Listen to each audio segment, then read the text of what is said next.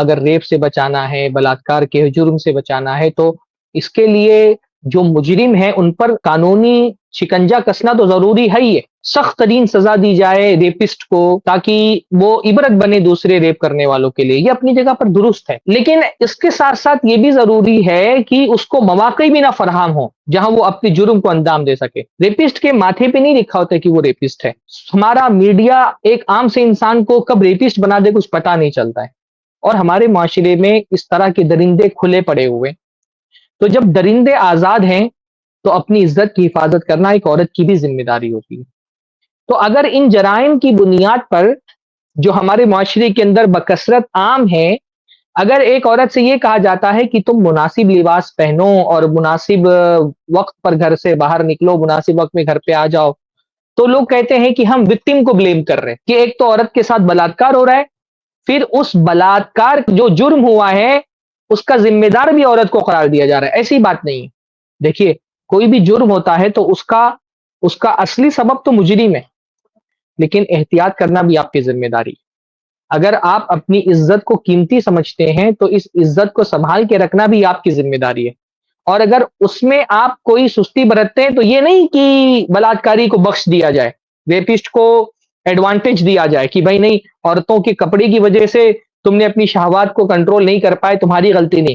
جو ریپسٹ ہے، جو بلاत्کاری ہے، وہ تو اپنی جگہ پر مجرم ہے ہی ہے، لیکن ایک لڑکی کی بھی ذمہ داری ہے کہ اس کو سہولت نہ فراہم کرے، اس کو موقع نہ دے۔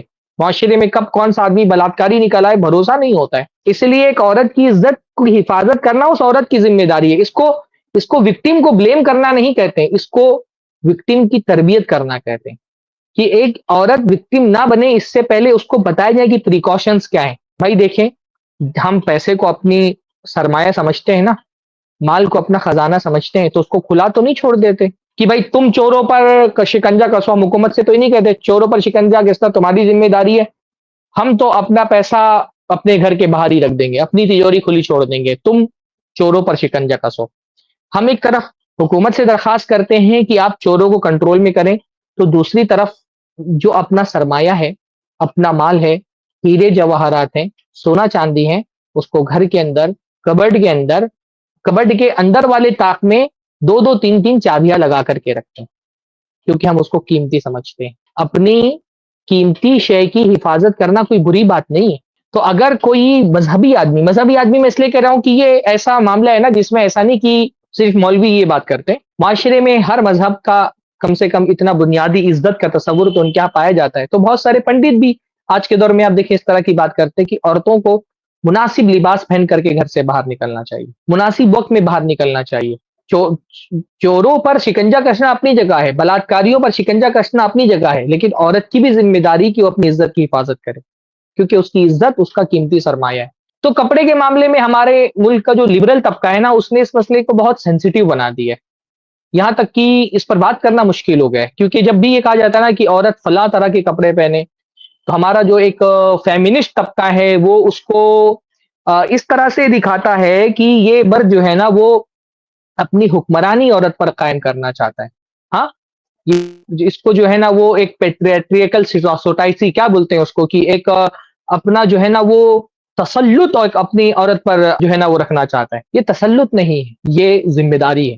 ہاں، جس کو آپ پیٹریارکی کہتے ہیں یا جس کو آپ مردانہ سوچ کہتے ہیں، مرد معاشرے میں عورت کا صرف حاکم نہیں ہے، عورت پر صرف جو ہے وہ سردار نہیں بنا ہوا ہے، مرد عورت کا ذمہ دار بھی ہے، اور عورت کی ذمہ داری میں ایک مرد کی سب سے پہلی ذمہ داری ہے اس عورت کی عزت کی حفاظت کرنا۔ تو اگر آپ اس کو ایک مردانہ سوچ بھی کہتے ہیں اور آپ یہ کہتے ہیں کہ یہ جو ہے وہ ایک طرح کی، اگر آپ اس کو ایک مردانہ تسلط بھی سمجھتے ہیں، تو اس مردانہ تسلط کو مرد کی فکر مندی سے جوڑیں۔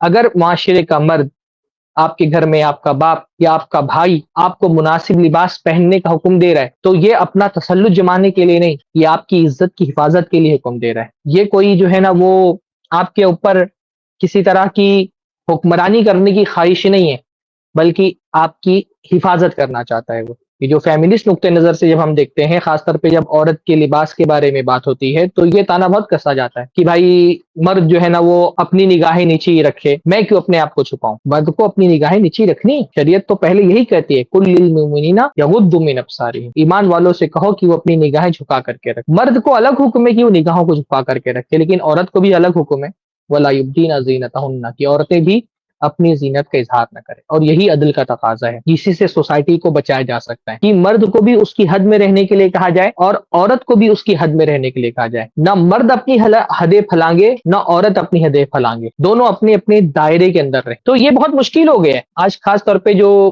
ایک ہمارے یہاں فیمنسٹ اور لبرل طبقہ ہے، خود مسلمانوں میں بھی پایا جاتا ہے، اس کو بہت برا لگتا ہے جب عورتوں کے لباس کے بارے میں بات کی جائے کہ عورت کیا لباس پہنے کیا لباس نہ پہنے۔ جب مرد اس پر بات کرتا ہے تو وہ کہتے ہیں کہ تم ہم پر حکم نہیں چلا سکتے کہ ہم کیا لباس پہنیں گے کیا نہیں پہنیں گے۔ بھائی عورت کا لباس اس کے گھر کے مرد کی غیرت کا ثبوت ہوتا ہے۔ کسی گھر میں عورت کس طرح کا لباس پہن رہی ہے، یہ اس بات کی علامت ہوتا ہے کہ اس معاشرے کا، اس گھر کا مرد کتنا باغیرت ہے۔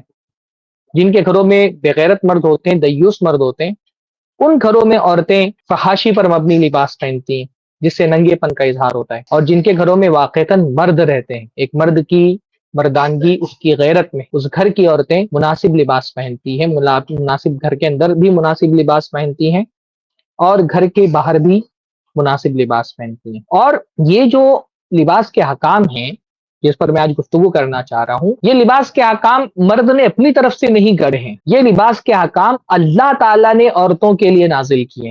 میں اگر اس درس میں بیٹھ کر کے آپ یہ بتا رہا ہوں کہ عورتوں کو کیسا لباس پہننا چاہیے، تو اس کی وجہ یہ نہیں کہ میں مرد ہوں اور میری یہ چاہت ہے کہ عورتیں ایسا لباس پہنیں۔ بھائی اگر معاشرے کے اندر فحاشی ہوگی تو عمومی طور پہ اگر دین سے آزاد ہے تب تو اس کا فائدہ ہی ہے۔ معاشرے کے اندر جو فحاشی ہے، یہ فحاشی تو بحیثیت مرد کے لیے مفید ہی ہے، اس کو اپنی شہوتیں پوری کرنے کے لیے اتنے راستے کھلے ہوئے ہیں، بلکہ یہ جو شہوت پرست بدکار مرد ہے وہ چاہتے ہیں کہ معاشرے کے اندر فحاشی رہے، تو یہ مرد کے لیے تو ایڈوانٹیج ہے یہ فحاشی، اگر اس کو اللہ کا خوف نہ ہو تو، کہ اس کو نکاح بھی نہیں کرنی ہے اور اس کی شہوتیں بھی پوری ہو رہی ہیں۔ تو بطور مرد میں نہیں بتا رہا ہوں کہ عورت کو کیسا لباس پہننا چاہیے، یہ ایک مرد کی خواہش نہیں ہے، یہ اللہ کی خواہش ہے۔ اسی لیے کوئی عورت اگر لباس پہن بھی رہی ہے نا، وہ یہ سوچ کر کے نہیں پہنے کہ میرے ابا نے کیونکہ کہا ہے نقاب کرنے کے لیے اس لیے میں نقاب پہنتی ہوں۔ کوئی بہن یہ نہ سوچے کہ میرے بھائی کی طرف سے پابندی ہے اس لیے میں حجاب کر رہی ہوں۔ کسی بیوی کا یہ خیال نہیں ہونا چاہیے کہ میرے شوہر کی خواہش کا احترام کر رہی ہوں میں لباس پہن کر کے۔ ہاں، عورت کو یہ سمجھنا چاہیے کہ حجاب میرے رب کی خواہش ہے، نقاب میرے رب کا حکم ہے، یہ نقاب میرے لیے کپڑا نہیں ہے،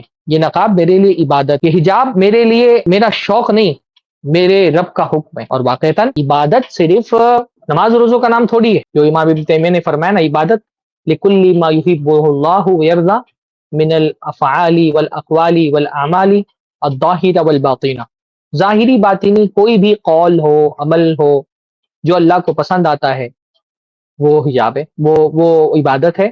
اور حجاب بھی عورت یہ سوچ کر کے نہیں کرے کہ میرا شوہر مجھ کو پابند، میرے شوہر نے مجھ کو اس کا پابند بنایا، حجاب یہ عورت سوچ کر کے کرے کہ میرے رب نے مجھے اس کا پابند بنایا۔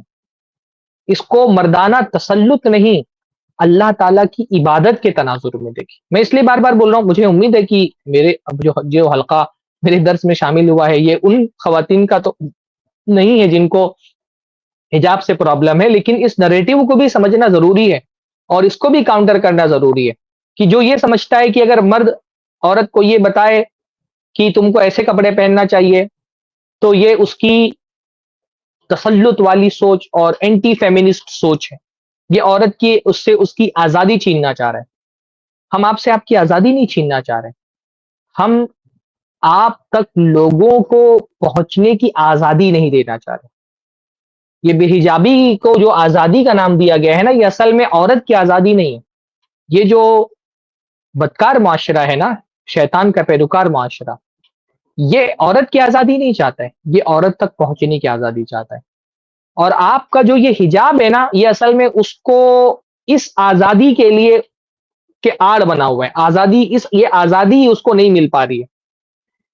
جب ایک عورت نقاب پہن کر کے حجاب پہن کر کے نکلتی ہے نا، تو وہ جو شہوت پرست نگاہیں ہیں، وہ جو ہوس زدہ نگاہیں ہیں، وہ آپ تک نہیں پہنچ پا رہی ہے۔ یہ نقاب اس ہوس زدہ بڑھتے ہوئے ہاتھ کو آپ کی طرف بڑھنے سے روک رہی ہے، ان ہوس زدہ آنکھوں کو آپ سے اپنی شہوت پورا کرنے سے روک رہی ہے، یہ آپ کی آزادی پر قدغن نہیں ہے، یہ ہوس زدہ آنکھوں کی آزادی پہ قدغن ہے آپ کا نقاب۔ یہ شہوت پرست نگاہوں کی آزادی کو چھین رہی ہے، یا آپ کی آزادی نہیں چھین رہی ہے، تو آپ کو محفوظ کر رہی ہے۔ یہ نقاب آپ کی حفاظت ہے، یہ نقاب آپ کے قیمتی ہونے کی علامت ہے الحمدللہ۔ کوئی اس کا کتنا بھی مذاق کیوں نہ بنا لے۔ بھائی شیطان کیا کرتا ہے، جب وہ دلائل کے میدان میں مات کھا جاتا ہے نا، تو وہ استہزاء کی بات کرتا ہے۔ آج کے دور میں یہی ہو گیا ہے، سوشل میڈیا سے لے کر کے الیکٹرانک میڈیا تک، نقاب کی بات کہی جائے، حجاب کی بات کہی جائے، تو اس کو ایک دقیانوسی خیال سمجھا جاتا ہے، یا اس کو ایک کنزرویٹو مائنڈ کے لوگوں کی علامت سمجھا جاتا ہے۔ شیطان نے تو یہی چال چلی ہے کہ جو چیزیں کسی زمانے میں معاشرے کے اندر شرافت کی علامت سمجھی جاتی تھیں، اس کو اب دقیانوسی خیالات رکھنے والے لوگوں کی علامت بنا دیا گیا ہے۔ لیکن ایک مومنہ عورت شیطان کے اس بہکاوے میں نہیں آتی۔ تو لباس سے متعلق جو احکام ہے، یہ ایسا نہیں کہ بطور مرد میں آپ کے سامنے رکھ رہا ہوں، یہ مردوں کی خواہش ہے کہ آپ ایسا لباس پہنیں، یہ اللہ کی خواہش، اللہ تعالیٰ یہ چاہتا ہے آپ سے کہ آپ ایسا لباس پہنیں۔ تو ایک تو حکم یہ ہو ہی گیا کہ عورت کو گھر کے اندر رہنا ہے، لیکن اگر ضرورت کے تحت عورت گھر سے باہر نکل بھی رہی ہے، تو شریعت اس کو کچھ چیزوں کا پابند بناتی ہے کہ وہ حجاب کر کے گھر سے باہر نکلے۔ اب جو حجاب آپ پہنیں گی، وہ حجاب کیسا ہونا چاہیے؟ ایک عورت جو حجاب پہن کر کے چلے، اگر جو ہمارے یہاں خواتین سن رہی ہیں، یہ ان کے لیے ہے، اور جو مرد حضرات سن رہے ہیں، یہ ان کے لیے بھی ہے کہ وہ اپنے گھر میں خواتین کو ایسا حجاب پہنائیں، وہ دیکھیں کہ کیا ان کے گھر کی خواتین جو ان کے زیر تربیت ہیں، جن کی نگرانی اللہ تعالیٰ نے ان کے ذمہ دی ہے، اور جن کے بارے میں ان سے قیامت کے دن سوال ہونے والا ہے۔ اللہ تعالیٰ نے فرمایا الرجل راع علی اہل بیتہ وہو مسئول عنہ، کہ مرد جو ہے وہ اپنے گھر والوں پر ذمہ دار ہے، اور قیامت کے دن اس سے اس کی ذمہ داری کے بارے میں سوال کیا جائے گا۔ تو جو ذمہ داری کے بارے میں سوال ہوگا، اس میں سے ایک سوال اپنے گھر کی عورتوں کی حجاب کے بارے میں بھی ہوگا۔ ذمہ داری صرف کھلانے پلانے کی ذمہ داری نہیں ہے، ایک باپ ہونے کی حیثیت سے میں قیامت کے دن پوچھا جائے گا کہ میری بیٹی کیسا نقاب پہن کر کے گھر سے باہر نکلتی تھی۔ ایک بھائی ہونے کی حیثیت سے میری بہنوں کے بارے میں مجھ سے سوال ہوگا جب تک کہ وہ میرے زیر نگرانی۔ شادی ہو گئی، سسرال چلی گئی، تب تو بھائی کا کوئی بس نہیں چلتا ہے، لیکن جب تک وہ اپنی بہن اس کے بھائی کے زیر دست ہے، اس بہن کے بارے میں اللہ تعالیٰ کے اس کو جواب دہ ہونا پڑے گا۔ ایک شوہر ہونے کی حیثیت سے اپنی بیوی کے بارے میں مجھ سے سوال کیا جائے گا، صرف اس کے کھانے پینے کے بارے میں نہیں، اس کے پہننے اور اوڑھنے کے بارے میں بھی سوال کیا جائے گا، اس کے لباس اور اس کے حجاب کے بارے میں بھی سوال ہوگا۔ تو جو مرد حضرات سن رہے ہیں، ان کو یہ نہیں لگنا چاہیے کہ یہ تو عورتوں کا موضوع ہے۔ حجاب کا حکم عورتوں کے لیے ہے کہ وہ پہنے، اور حجاب کا حکم مردوں کے لیے ہے کہ وہ اپنی عورتوں کو حجاب کرائیں اس طرح سے۔ تو حجاب جو ہے وہ مسئلہ یہ ہو گیا کہ ہمارے یہاں حجاب ایک طرح کا ڈریس کوڈ بن گیا، ایک طرح کا یونیفارم بن گیا۔ عورتیں سمجھتی ہیں بس ایک کالے کلر کا یا کلرفل کوئی کپڑا ہو جو اوپر سے پہن لیں، اور بس اسی کا نام حجاب ہے۔ عجیب سے عجیب طرح کے حجاب اس لیے مارکیٹ میں چلتے ہیں، کالا سا کوٹ ڈالا ہوا ہے اور گلے میں ایک رومال کی طرح باندھ لیا ہے، اس کو بھی لوگ حجاب کہتے ہیں۔ ہاں، ٹائٹ سا حجاب پہنا ہوا ہے، جسم کا ایک ایک عضو ظاہر ہو رہا ہے، زیر جامہ تک کے نقاب کے اوپر سے دکھائی دے رہے ہیں، اس کو بھی لوگ حجاب کہتے ہیں۔ کسی کا یہاں سے کٹا ہوا ہے، کسی کا یہاں سے کٹا ہے، کوئی یہاں سے جالی لگی ہوئی ہے، یہاں سے جالی لگی ہوئی ہے، لوگ کہتے ہیں یہ بھی حجاب ہے، کیونکہ وہ حجاب کی طرح دکھ رہا ہے۔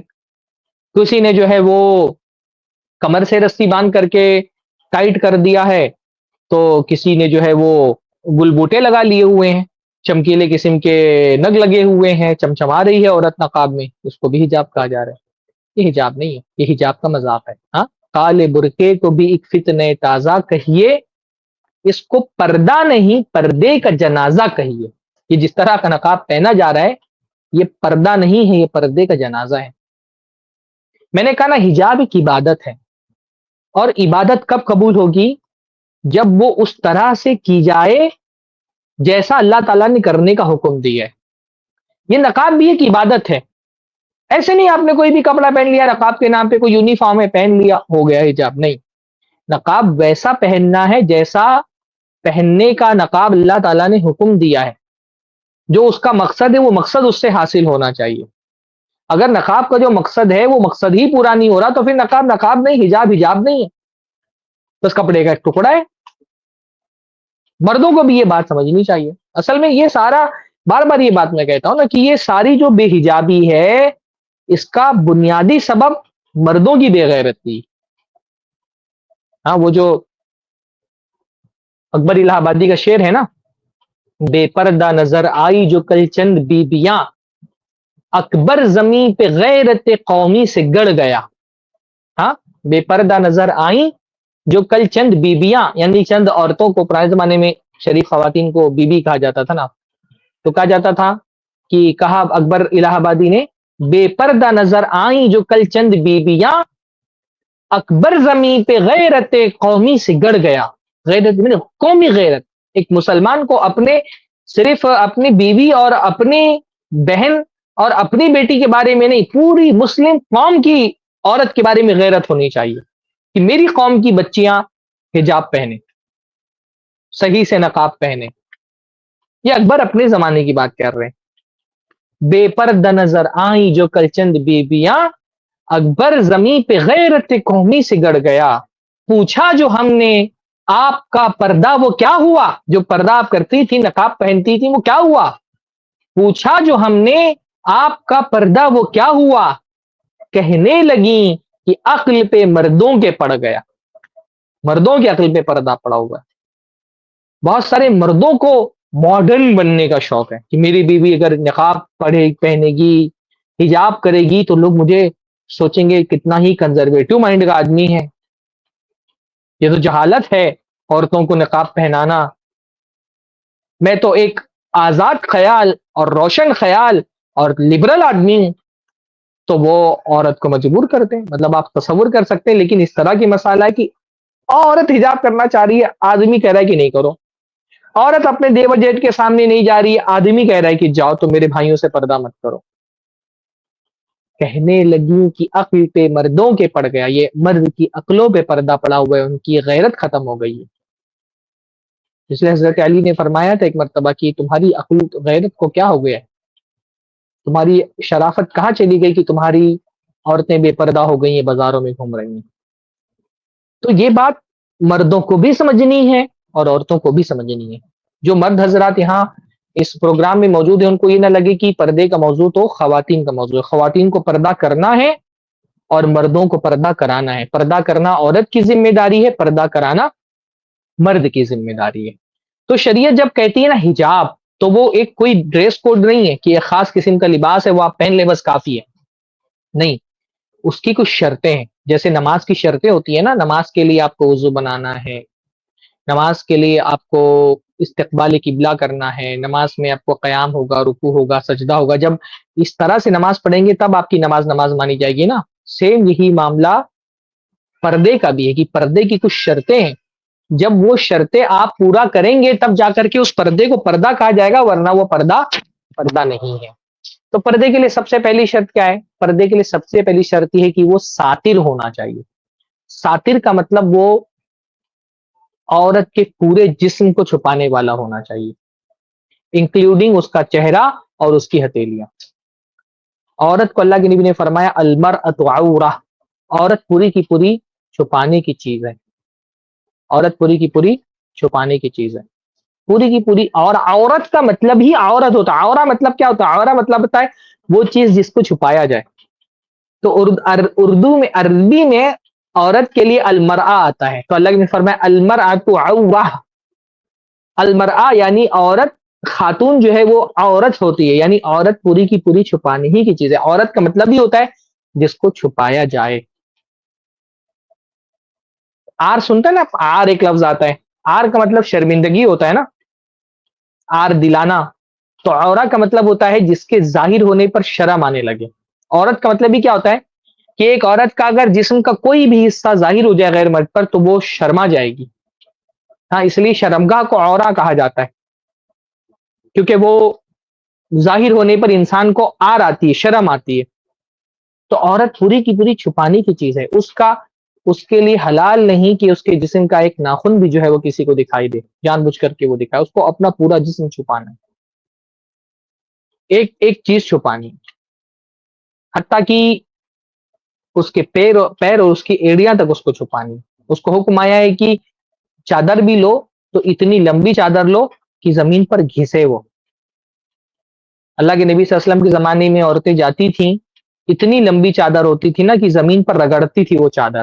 حالانکہ مردوں کے لیے بہت سخت وعید ہے یجر ثوبہ خیلا، اللہ کے نبی صلی اللہ علیہ وسلم نے فرمایا کہ یہ بہت بڑا گناہ ہے کہ آدمی اپنی چادر زمین پہ رگڑ کے چلے. مردوں کے لیے یہ تکبر ہے اپنی چادر رگڑ کے چلنا، پر عورتوں کو حکم ہے کہ تمہارا نقاب، تمہارا حجاب، تمہاری چادر جو تم نے اوڑھی ہے وہ اتنی بڑی ہونی چاہیے کہ زمین پر رگڑ کر کے چلے. تو غالباً اللہ کے نبی کی کسی بیوی نے آ کر کے کہا کہ اللہ کے نبی یہ جو ہم اتنا لمبا نقاب پہنتے ہیں تو زمین پر رگڑ کھانے کی وجہ سے وہ گندا ہو جاتا ہے، اس میں مٹی لگ جاتی ہے، کیچڑ لگ جاتا ہے. تو اللہ کے نبی فرمایا ٹینشن لینے کی ضرورت نہیں ہے، آگے کی جو صاف مٹی ہے وہ اس گندگی کو پاک کر دے گی. یعنی اگر کوئی اب بھائی زمین پہ چل رہا ہے رگڑ کے تو کوئی نجاست بھی لگ سکتی ہے، گندگی بھی لگ سکتی ہے. تو اللہ کے نبی نے فرمایا آگے جب پاک زمین آئے گی تو گندگی کو پاک کرنے کے لیے جیسے پانی گندگی کو پاک کرتا ہے ویسے ہی مٹی بھی گندگی کو پاک کرتی ہے نا. تو جو آگے کی صاف ستھری مٹی ہے وہ اس کو پاک کر دے گی. اس کے لیے بھی نہیں کہا کہ تم اپنا نقاب اٹھا کر کے چلو، زمین پر رگڑ لگنی چاہیے. آج الٹا معاملہ ہو گیا ہے، آج عورتیں جو ہیں وہ اسکرٹ پہن کے چلتی ہیں، آدمی جو ہے وہ ٹخنے کے نیچے پینٹ لگا کر کے چلتا ہے. عورتوں کو حکم ہے کہ وہ اتنا لمبا وہ پہنے کہ ان کی ایڑی تک کی دکھائی نہ دے کسی کو، ان کا ناخن تک کسی کو دکھائی نہیں دینا چاہیے، ان کی آنکھیں کسی کو دکھائی نہیں دینی چاہیے. آنکھیں کھولنے کی اجازت مجبوری کی وجہ سے، کہ اگر آنکھ بھی نہیں کھولے گی تو کیسے وہ چل سکتی ہے؟ راستہ دیکھنے کے لیے تو اس کو آنکھ کھولنا پڑے گا. اس لیے بعض فقہا نے کہا ہے کہ صرف ایک آنکھ کھول سکتی ہے. مطلب الضرورت تقدر بقدرها، جو اصول فقہ کا قاعدہ ہے کہ ضرورت کا بھی اتنا ہی اجازت دی جائے گی جتنی ضرورت ہے. تو بعض فقہا نے تو یہ کہا کہ ایک آنکھ کھول کے بھی تو چل سکتی ہے، تو دو آنکھ کھولنے کی اجازت نہیں دی، انہوں نے کہا ایک آنکھ کھولے گی. لیکن ٹھیک ہے، ایک آنکھ کھولے گی تو ممکن ہے کہ ایک سائڈ کا اس کو دکھائی نہ دے اور کوئی حادثے کا شکار ہو سکتی ہے. تو آنکھیں کھولنے کی اجازت مجبوری کی وجہ سے ہے بس. اگر وہ مجبوری نہ ہو تو اس کو آنکھ کھولنے کی بھی اجازت نہیں ہے. آنکھ کا بھی پردہ ہے، اور اگر آنکھ کھولنے کی اجازت بھی ہے تو وہ اس شرط پر ہے کہ اس پہ کسی طرح کی زینت نہ لگی ہوئی ہو. تو عورت پوری کی پوری پردہ ہے. اس کا ہتھیلی صحیح قول کے ٹھیک ہے، پرانے فقہا کے یہاں پہ اس بارے میں اختلاف تھا کہ کیا عورت کی ہتھیلی اور اس کا چہرہ یہ پردے میں شامل ہے کہ نہیں شامل ہے.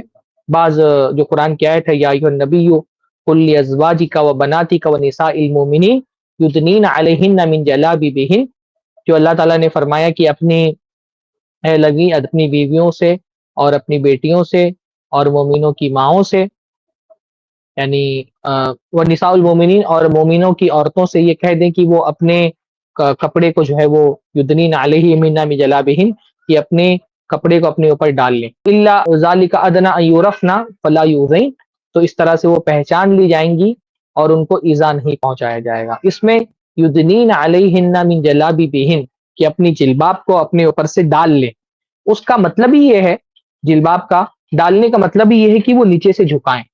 ہاں، جیسے پہلے زمانے میں گھونگھٹ ہوتا تھا نا، اس گھونگھٹ کو جیسے نیچے جھکایا جاتا تھا، تو اس لیے اکثر مفسرین نے یدنین علیہن من جلابیبہن کا معنی یہی بتایا کہ جلباب کہتے ہیں کہ ہوا ما یوضع علی الراس فاذا ادنی سطر الوجه، کہ جو جلباب ہوتا ہے اس کو سر پہ رکھا جاتا تھا، اور جب جو کہا یدنین علیہن، جب اس کا ادنا کرایا جائے گا، اس کو ڈالا جائے گا اور اس کو گرایا جائے گا، سطر الوجہ، تو وہ چہرے کو چھپا لے گا. جن علماء نے کہا نا کہ چہرے کو چھپانے کا حکم قرآن مجید میں موجود ہے، کہ ادنا کا مطلب ہی ہوتا ہے جلباب، یعنی سر پہ جو دوپٹہ تھا اس کو جھکانا. تو سب کو سر کے دوپٹے کو جھکائیں گے، گرائیں گے، تو وہ کیا کرے گا؟ سطر الوجہ، وہ چہرے کو چھپا لے گا. اسی لیے جلباب کا مطلب ہی یہ کہا گیا ہے کہ الجلباب ما یستر جمیع البدن، کہ جلباب اس کو کہتے ہیں جو پورے بدن کو چھپا لے. بعض مفسرین نے جو سورہ نور کی آیت ہے الا ما ظہر منھا، جو اللہ نے فرمایا کہ اپنی زینتوں کو چھپاؤ سوائے اس کے جو ظاہر ہو جائے، اس سے بعض مفسرین نے کہا کہ ظہرا منہا سے مراد چہرہ اور ہتھیلی ہے، کہ چہرہ اور ہتھیلی تو ظاہر ہو جاتے ہیں تو ان کو چھپانا واجب نہیں ہے. لیکن صحیح ترین قول کے مطابق، جیسے حضرت ابن مسعود رضی اللہ تعالیٰ عنہ سے وہ قول مروی ہے جو انہوں نے کہا ہے ای ما ظہر منھا بلا قصد، کہ بغیر قصد کے جو ظاہر ہو جا رہا ہے وہ مراد ہے. اس لیے یہ نہیں کہا ما اظہرت منھا، جو وہ خود سے ظاہر کر دے. چہرہ تو وہ خود کھول رہی ہے نا، ہاتھ تو وہ خود کھول رہی ہے، لیکن عورت کتنا بھی چہرہ کر لے بھائی، اس کی باڈی ہے، اس کا ایک شیپ ہے، ایک فگر ہے، وہ تو وہ 100 کپڑے پہن کر کے بھی نہیں چھپا سکتی ہے. کہیں نہ کہیں وہ ظاہر ہوگا، اس کا موٹاپا، اس کا دبلا ہونا، اس کا لمبا ہونا، اس کا ناٹے قد کا ہونا. اس کے جسم کا جو نشیب و فراز ہے وہ کپڑے سے نہیں چھپایا جا سکتا ہے. تو جو بغیر کسد کے ظاہر ہو جائے، اس کے جسم میں ایک خاص طرح کی بو ہے، ہاں وہ بغیر اس کے قصد کے ظاہر ہو جائے گی. تو جو اس کے قصد کے بغیر ظاہر ہو جائے اس پر اللہ تعالیٰ نے کہا کہ پکڑ نہیں ہوگی. ما ظہر منہا سے یہ مراد ہے. یعنی عجیب بات ہے، اللہ تعالیٰ نے فرمایا کہ عورتوں سے یہ کہا جائے ولا یبدین زینتہن، کہ وہ اپنی زینت کا اظہار نہ کرے. اور زینت میں سب سے بڑی زینت تو عورت کا چہرہ ہوتا ہے. سب سے زیادہ اٹریکشن ایک عورت کے جسم میں اس کے چہرے سے ہوتا ہے. اسی لیے تو جب کسی مرد کو یہ اجازت دی گئی جب کسی عورت کو خطبہ دے تو خطبہ دینے کے بعد یعنی نکاح کا پیغام بھیجنے کے بعد وہ عورت کو دیکھ سکتا ہے. تو کیا دیکھے گا؟ ایک آدمی اگر کسی عورت کو رشتہ بھیجتا ہے تو کیا دیکھے گا؟ وہ اس کا چہرہ دیکھے گا، اس کی ہتھیلی دیکھے گا.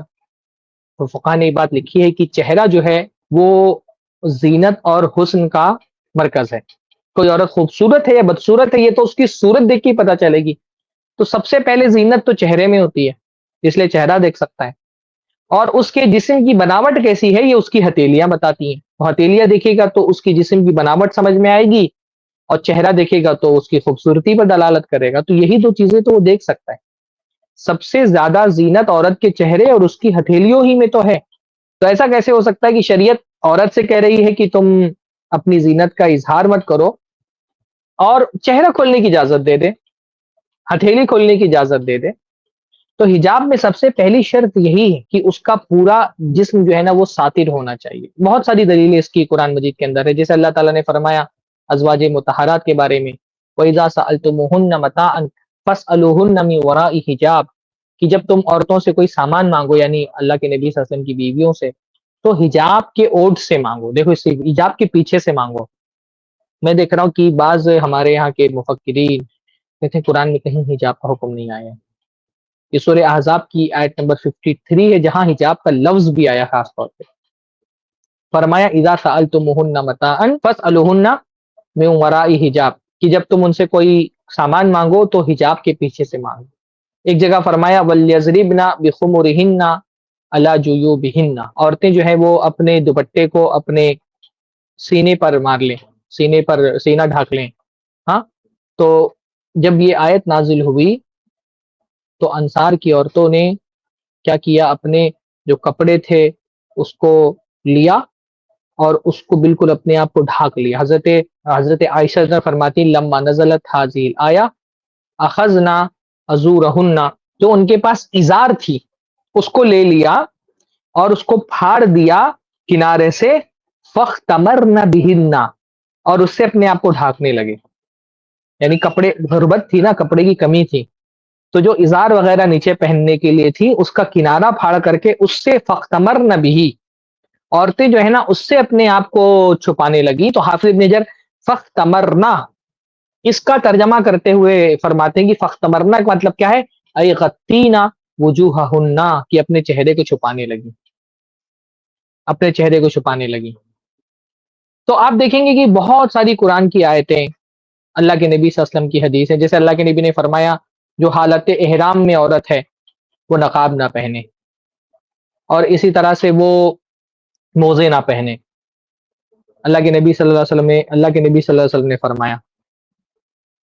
اب کیا ہوا؟ حضرت عائشہ فرماتی ہیں کہ اب واجب ہے نا عورتوں پہ حالت احرام میں چہرہ کھولے رکھنا، نقاب نہ پہننا، یہ واجب ہے.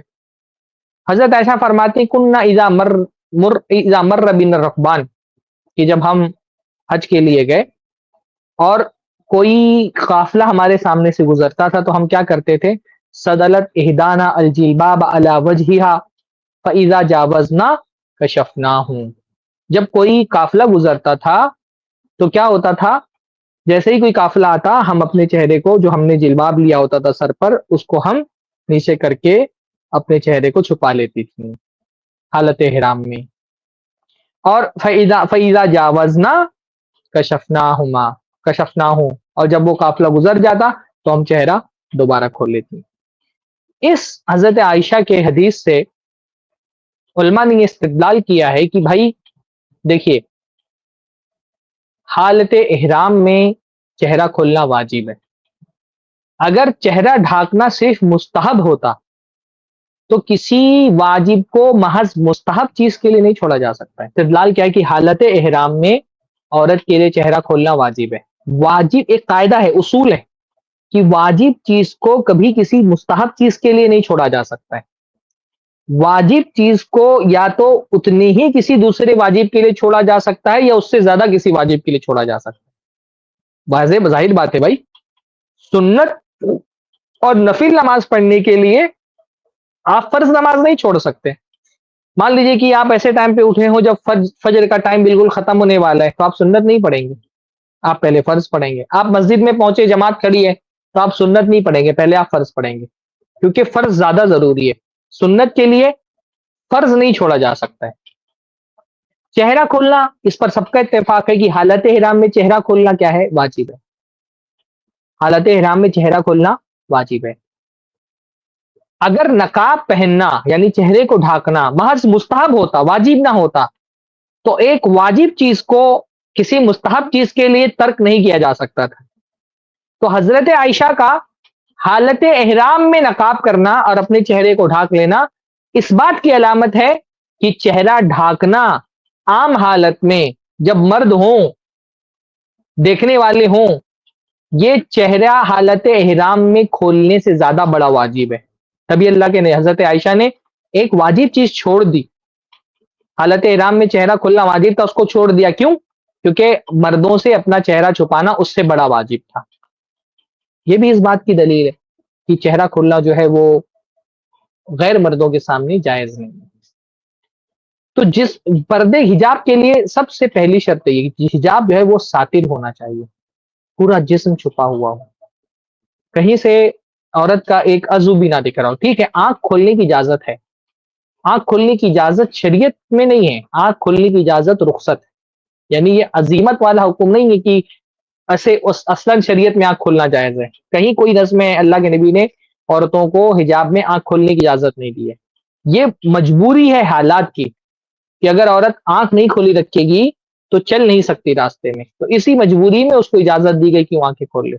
اگر آنکھوں پہ کوئی ہلکا سا پردہ ڈال کر کے بھی اس کو راستہ دکھ سکتا ہے اور کوئی پرابلم نہیں آتا ہے، تو اس کو آنکھوں پر بھی جیسے ہوتا تھا نا پہلے زمانے میں پٹیاں ہوتی تھیں، ہاں، اگر اس طرح کی کوئی پٹی ڈال کر کے بھی وہ راستہ دیکھ سکتی ہے اور اس کو چلنے میں کوئی پرابلم نہیں ہے، تو اس کے لیے آنکھ کھولنا بھی جائز نہیں۔ اچھا، عورت کو آنکھ کھولنا اس کی مجبوری ہے، تو آنکھ کھولنے کی اس کو اجازت ہے۔ مرد کے لیے جائز نہیں کہ وہ عورت کو دیکھے، اس کی آنکھوں کو بھی نہیں دیکھ سکتا ہے وہ، اس نے مجبوری میں شریعت نے اس کو کہہ دیا کہ تم آنکھیں کھول لو راستے میں، پر مردوں کو اجازت نہیں دی گئی کہ وہ مردوں عورتوں کی آنکھوں کو دیکھ سکتے ہیں۔ عورت کے جسم کا کوئی بھی عضو دیکھنا مرد کے لیے حرام ہے، اس کی آنکھیں دیکھنا بھی حرام ہے، اس کا چہرہ دیکھنا بھی حرام ہے۔ یعنی اگر کہیں پر بے حیائی ہے تو مردوں کو چھوٹ نہیں مل گئی کہ تم پھر اپنے نگاہوں کو بھی کھلا چھوڑ دو۔ مرد کو بہرحال معاشرے میں اگر بے پردگی ہے تو کم سے کم مرد کے اوپر ذمہ داری اور بڑھ جاتی کہ اپنی نگاہوں کی حفاظت کرے، اس کو آزادی نہیں مل جاتی۔ اور مجبوری میں بھی جو آنکھ کھولنے کی اجازت ہے وہ اس شرط کے ساتھ ہے کہ آنکھ پہ کسی طرح کی زینت نہ لگی ہوئی ہے۔ بعض عورتیں اس کا بہت ایڈوانٹیج لیتی ہیں کہ ٹھیک ہے آنکھ کھول سکتے ہیں تو آنکھ میں کاجل بھی لگا لیا، مسکارا لگا لیا، خوب سارا آئی لائنر لگا کر کے اور خوب آنکھوں کو مزین کر کے اور پھر اس کے اوپر سے ایک نوز پیس ڈال لے رہی ہیں۔ آنکھ پہ کسی بھی طرح کی زینت لگانا جائز نہیں ہے۔ اگر آپ راستے میں آنکھ کھول کر کے چلنے والی ہیں تو حرام ہے آپ کے لیے، جائز نہیں ہے آپ کے لیے، خاص طور پہ ایسی صورت میں جب آپ کو یہ پتا ہو کہ آپ جب نکلیں گی گھر سے باہر تو مرد آپ کو دیکھیں گے۔ لیکن ایک بات سمجھنے والی ہے، ٹھیک ہے فقہا کے یہاں پہ اختلاف ہے کہ چہرے کا پردہ ہے کہ نہیں ہے، دونوں طرف سے کے الگ الگ دلائل ہیں۔ شیخ البانی نے جو ہے وہ ایک پوری کتاب لکھی ہے حجاب المرأۃ المسلمہ، اور اس میں انہوں نے اپنے طور پہ یہ ثابت کرنے کی کوشش کی ہے کہ عورتوں پر چہرے کا پردہ مستحب ہے، واجب نہیں ہے۔ شیخ البانی کا یہ موقف ہے۔ اس کے برخلاف جو سعودی عرب کے علماء ہیں، شیخ ابن عثیمین، شیخ ابن باز، اور انہوں نے تو بہت شاندار قسم کے دلائل دیے ہیں کہ نہیں، عورت کے لیے چہرے کا پردہ واجب ہے، صرف مستحب نہیں ہے۔ اور اس موضوع پر مولانا عبد الرحمن کیلانی کی ایک بہت اچھی کتاب ہے، اس پہ آپ بہت تفصیل سے جو ہے وہ مناقشہ دونوں کی طرف کے دلائل کو دیکھ سکتے ہیں، اور بڑی شاندار کتاب ہے، ان کی چھوٹا سا رسالہ ہے مولانا عبد الرحمن کیلانی کا۔ میں اس پوری ڈیٹیل میں نہیں جا رہا، جو چہرے کے پردے کا موضوع ہے اس پر میں صرف ایک نقطہ آپ کے سامنے رکھ رہا ہوں، اور یہ ایک نقطہ اگر آپ کے سمجھ میں آ جائے نا تو جو حجاب کا مسئلہ ہے، یعنی چہرے کے نقاب کا جو فقہا کے یہاں پہ اختلافی مسئلہ ہے، وہ سارا مسئلہ انشاءاللہ تعالی حل ہو جائے گا۔ نقطہ یہ ہے کہ بھائی ٹھیک ہے، چلو ہم اس طرح سے مان لیتے ہیں اتنی بات کہ فقہا کا اس پر تو اختلاف ہے کہ عورت کے چہرے کا پردہ واجب ہے کہ نہیں واجب ہے، پر فقہا کا اس میں کوئی اختلاف نہیں ہے کہ مرد کے لیے عورت کا چہرہ دیکھنا حرام۔ فقہا کا اس پر کوئی اختلاف نہیں ہے کہ مرد کے لیے حلال، یعنی اگر کسی عورت نے چہرہ کھولا ہوا بھی ہے تو بھی مرد کے لیے اس کا چہرہ دیکھنا حلال نہیں ہے۔ اللہ کے نبی کی بہت ساری حدیث میں سے پہلے پیش کر چکا ہوں، حضرت علی کو اللہ نے فرمایا، علی ایک نظر کے پیچھے دوسری نظر مت لے کر کے جاؤ، پہلی نظر پہ جو اچانک پڑ گئی تمہاری پکڑ نہیں ہے، لیکن دوسری نظر جو تم بالقصد ڈالو گے اس پر تمہاری پکڑ ہے۔ اور بھی بہت ساری حدیث ہیں اللہ کے نبی صلی اللہ علیہ وسلم کی، قرآن کی آیت ہے کہ ایمان والوں کو حکم دے گی اپنی نگاہوں کو چھپا کر کے رکھے۔ تو اب اگر کسی عورت کو یہ پتا ہے، مان لیجیے کہ اس کا فقہی موقف وہی ہے شیخ البانی والا کہ چہرے کا پردہ کھول سکتی، چہرے کا پردہ واجب نہیں مستحب ہے اور چہرہ کھول سکتی، لیکن اس کو یہ بات پتا ہے کہ اگر میں چہرہ کھول کر کے بازار میں جاؤں گی، راستے میں چلوں گی، سڑکوں پہ پھروں گی، تو نامحرم لوگ، اجنبی مرد میرا چہرہ دیکھیں گے اور چہرہ دیکھنے کا جو گناہ ہے وہ ان کو ملے۔ تو ایسی صورت میں ایک عورت پر یہ واجب ہے کہ وہ اس گناہ میں مردوں کا تعاون نہ کرے اور اپنے چہرے کو ڈھک کر کے رکھے۔ یعنی اگرچہ وہ یہ سمجھتی ہے کہ چہرہ کھولنے کی شریعت نے مجھے اجازت دی ہے، لیکن اس کو یہ بات پتا ہے کہ اگر میں چہرہ کھول کے نکلی تو مرد مجھے دیکھیں گے، اور مرد دیکھیں گے تو وہ گناہ میں مبتلا ہوں گے، تو ان کو ان کے گناہوں میں تعاون کرنے نہیں دینا چاہیے اور ان کو باز رکھنا چاہیے، اور ان کو باز رکھنے کے لیے عورت کو نقاب پہننا چاہیے۔ کہ گرچہ مجھ کو شیخ البانی کے دلائل مطمئن کر رہے ہیں، اور جن فقہا نے کہا ہے کہ چہرے کا پردہ واجب نہیں ہے میں ان کے دلیل سے زیادہ مطمئن ہوں، لیکن پھر بھی کیونکہ میں چہرہ کھول کر کے چلوں گی تو اور مرد میرا چہرہ دیکھیں گے، اور اس پر تو سب فقہا کا اتفاق ہے کہ مردوں کے لیے عورت کا چہرہ دیکھنا جائز نہیں ہے، تو ایسی صورت میں مردوں کو گناہ پہ تعاون نہیں کرنا چاہیے ایک عورت کو، اور اس کو اپنے چہرے کا پردہ کرنا چاہیے۔